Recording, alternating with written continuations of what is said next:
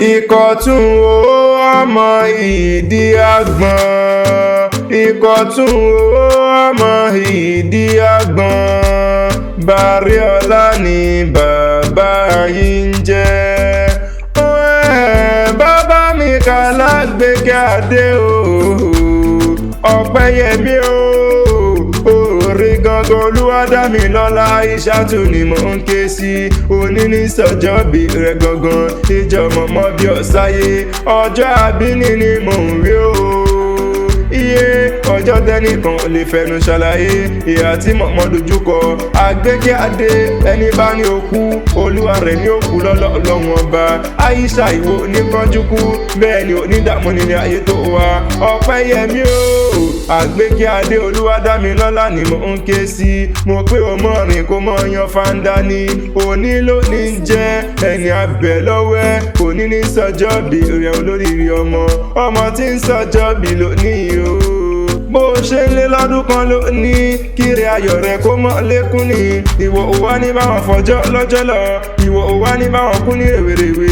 Wà á dàgbà wà á bẹ́gbẹ́ pé wàhálà ló yọ ni. Àtẹ̀pẹ́ báyìí láàjọ tẹ́lẹ̀ ìpẹ́ lọ́lọ́run ọba. Orí gangan ìyá rẹ̀ abiyamọ gidi ni. Abiyamọ òtítọ́. Abiyamọ níjọ́ ògúnlé. Abiyamọ níjọ́ ògúnrọ́. Ló pé wá bóun kí ọmọ àrídùnnú òun ti ń sọjọ́ bí ní wípé òkú ọdún. Ó ní ọmọládé ọmọ lówó ọmọ nìyí ọmọlẹ̀yẹ ni. Ó pé wá mọ̀ kí ọlógúnlógún. Ó pé wá mọ̀ kí ọlọ́gbọ̀nlọ́gbọ̀n ni. Ó ní Olúwadámilọ́lá ìdùnnú mi ni. Àgbéké adé àrídùnnú mi ni. Ìfọ̀kànbalẹ̀ mi ni. Kò ní rẹ̀ ọ́ ikú òjijì nípa ọ́ fún mi. Àwọn oníṣe ọ́ oníṣìṣe nílé ayé tó wá. Àbùkù oníkàn ọ́ bẹ́ẹ̀ ni àbùkù wá nígbàrẹ̀ ọwọ́ rẹ̀ dànù. Lágbára lọ́wọ́ Ọlọ́run ọba dánimọ̀ gbàgbé ẹni. Ọlọ́run ọba mi ò ní jẹ́ òkánjú kú. Aisha wà dàgbà wà dògbò nílé ayé. Ikú òjijì wá nípa ọ́. Ìwọ ò wá ní báwọn kú ní rèwerèwe. Àtẹ̀pẹ́ báyìí láàjọ tẹ̀lé ìpẹ́. Láṣẹ Elédùmarè ọba. Àwọn òbí rẹ̀ máa jèrè rẹ̀ ni. Ìwọ náà máa jèrè ara rẹ̀. Wọn ò kú ní mọ̀sáré rẹ̀. Wà á dàgbà wà dògbò nínú owó. Nínú ọlá ńlá. Nínú ìmọ̀ àti òye ni. Lọ́lọ́run ọba.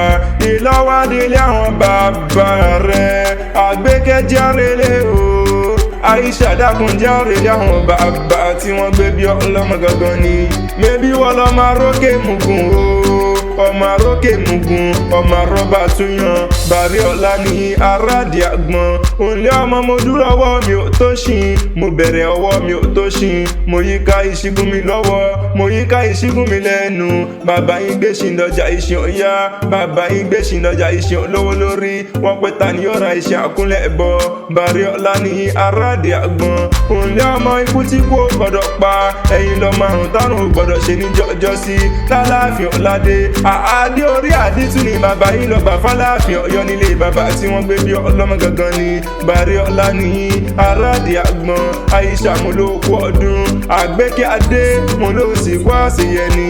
Ìwọ ò wá ní báwọn fọdún eléyìí ṣàṣemọ. Lágbára lọ́wọ́ lọ́hùn ọba. Oúnjẹ tán bá ní ta ní kọ́lé wíkí ọ̀la tẹ̀kan. Mọ̀ pé Adésínà lèmi ń jẹ́. Habibola ìtara ẹ̀fẹ́. Akanni Akewi Agbaye lórúkọ tèmi.